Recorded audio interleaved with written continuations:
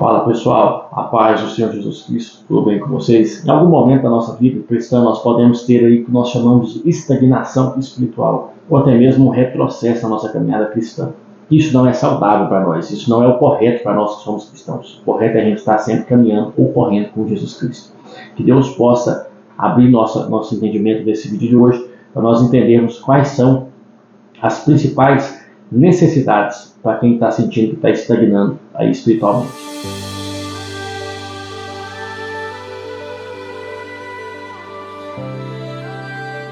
Antes de tudo, curta, comenta, compartilhe o vídeo, que Deus possa abençoar a sua vida e ajudar a abençoar a vida do próximo que vai assistir esse vídeo. Em Efésios capítulo 5, versículo 18, ele diz assim: "E não vos embriagueis com vinho em que há contenda, mas enchei-vos do Espírito." Paulo está dizendo que se nós nos embriagarmos, não só com a bebida, mas também com o mundo, com aquilo que é representado pelo vinho, que é o mundo, nós não seremos cheios do Espírito. O que acontece hoje, meus amados irmãos, é que muitos cristãos pegam o seu tempo que deveria estar sendo dedicado ao Senhor e à sua obra e estão dedicando ao mundo, estão dedicando às redes sociais, estão dedicando aí a só ficar vendo fuxicos, a ver notícias, a ver brigas gospel, a ver homens e mulheres se degladiando por conta da obra de Deus. Muitos gastam o seu tempo em Netflix, em Amazon Prime, gastam o dia todo, gastam o tempo que ele podia estar orando, gastam o tempo que ele podia estar preparando um material para a igreja, gasta o tempo que ele podia estar fazendo uma visita para a família dele, visita para aqueles que ele conhece, visita para aqueles que estão doentes, para poder estar se entupindo de mundo. Estão se embriagando de coisas que não agradam a Deus. Não estou dizendo que você não tem que ter um momento de lazer, um momento de descanso. Não é isso que eu estou dizendo para você.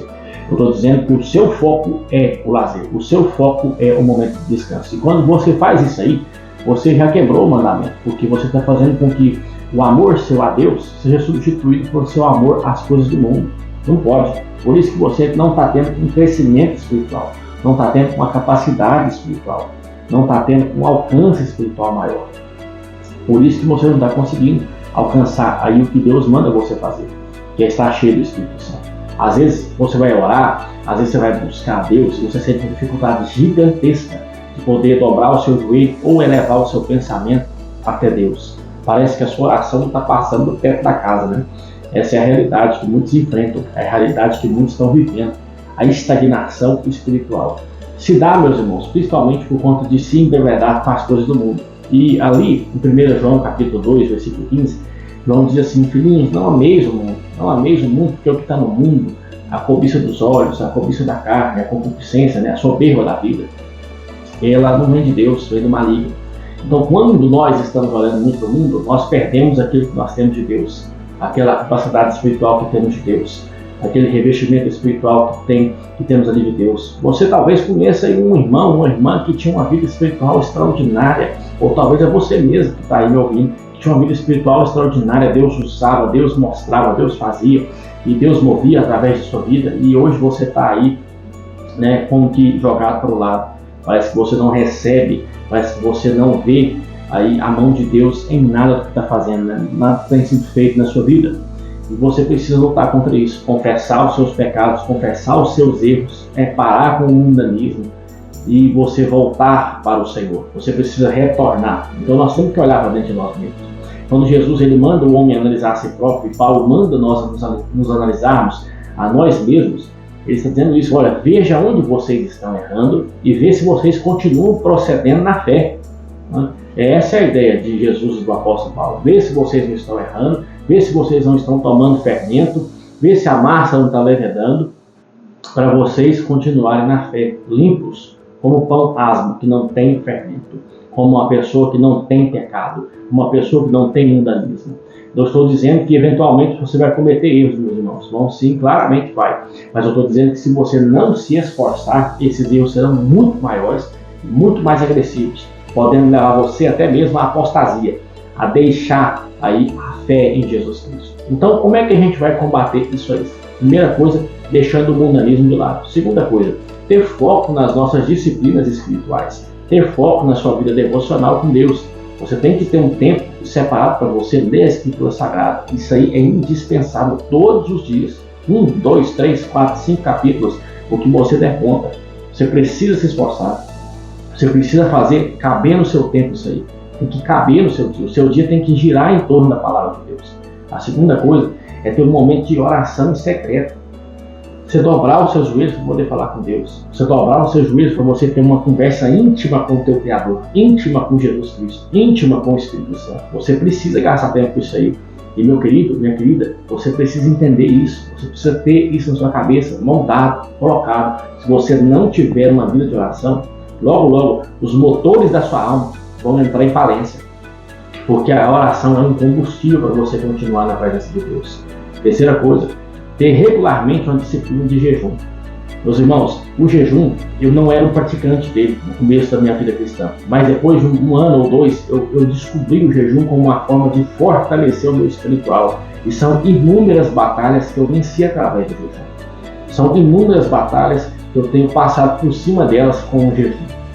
Não porque o jejum é uma arma miraculosa, não porque o jejum ele faz milagre por si mesmo, mas porque quando nós nos dispomos a receber de Deus, nós estamos deixando de comer dessa terra, deixando de comer desse mundo, para comer do mundo espiritual, para comer do alimento espiritual, do Espírito Santo de Deus, enchendo-nos do Espírito, como disse aqui em Efésios 5:18, nós estamos mostrando para o Senhor que nós temos um alvo, e que o alvo nosso é Cristo, o nosso alvo é Deus.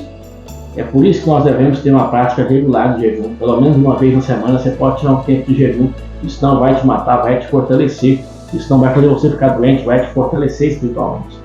Porque quando deixamos de comer dos alimentos terrenos, estamos dizendo para Deus que queremos comer do maná do céu. Jesus Cristo, o Espírito Santo. Então, uma prática regular de leitura das Escrituras, oração e jejum. Porque se nós não tivermos isso, qualquer coisa que tiver lá no mundo vai chamar a nossa atenção. Qualquer coisa que tiver lá no mundo vai chamar os nossos olhos, vai buscar os nossos olhos. Agora, há algumas coisas também que eu tenho que dizer para você. Você precisa se esforçar nas disciplinas públicas. O que é isso, meu querido? Você precisa ir para a igreja, você precisa congregar no lugar. Não tem esse negócio de você ser cristão sem ser igreja. Isso aí é uma mentira, uma falácia que inventaram para você poder estar escutando. Isso aí é uma conversa fiada, acabou de dormir, né, no bom português brasileiro. Você está sendo enganado, isso não existe. Você precisa ir à igreja. O que você não quer ser é orientado e pastoreado. Isso aí é o teu problema. Você não quer ser orientado e pastoreado. Por isso que você diz que tem como ser igreja sem estar na igreja, o que é uma mentira. Porque a igreja começou com 12 homens e o seu mestre, que é Jesus Cristo. E todos eles eram mentoreados e faziam cultos e orações com ele. Através do exemplo dele, eles aprenderam. Então é impossível você ser igreja sem estar numa congregação. Então você precisa da disciplina pública. Você precisa de estar ali com os irmãos, com o pastor. Você precisa ser liderado, você precisa ser líder. Você precisa ter um pequeno grupo onde você desenvolve o seu ministério, onde você desenvolve ali o seu entendimento, né, o seu louvor, a sua adoração. Você precisa congregar. Uma última coisa que eu queria dizer para os irmãos: você precisa descobrir quais são os seus piores pecados e combatê-los. Você necessita descobrir quais são os seus piores problemas de caráter por conta do pecado. Aonde é que você está errando? É o seu orgulho que está te afastando de Deus? É o seu narcisismo? É o seu intelecto, que você está achando que você é bom demais, você é inteligente demais? É a sua preguiça? Você não tem uma coragem de levantar do sofá para poder ir para a igreja? É a sua falta de vontade? É a sua falta de alegria? É a sua ansiedade? É a sua falta de vontade com o mundo? É a sua desilusão com o mundo? Se é tudo isso que está te afetando, te afligindo, você precisa, meu irmão, minha irmã, orar a Deus pedindo: Senhor, dai-me de novo a alegria da salvação, como diz o salmista Davi.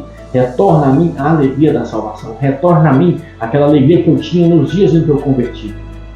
Peça a Deus, confesse o seu pecado, confesse a sua deficiência. Às vezes pode até não ser um pecado, mas é uma deficiência. Senhor, eu não consigo. Então, toma a dianteira na minha vida. Perdoe os meus pecados, perdoe as minhas falhas, Senhor. Se você fizer isso, eu garanto para você, com as Escrituras Sagradas, você vai ter um crescimento na sua vida espiritual. Se você não fizer isso, você pode estagnar ou até mesmo querer retroceder pelo mundo. Que Deus possa te abençoar e te fortalecer. Curta, comenta, compartilha o vídeo e que Deus te abençoe no santo nome de Jesus.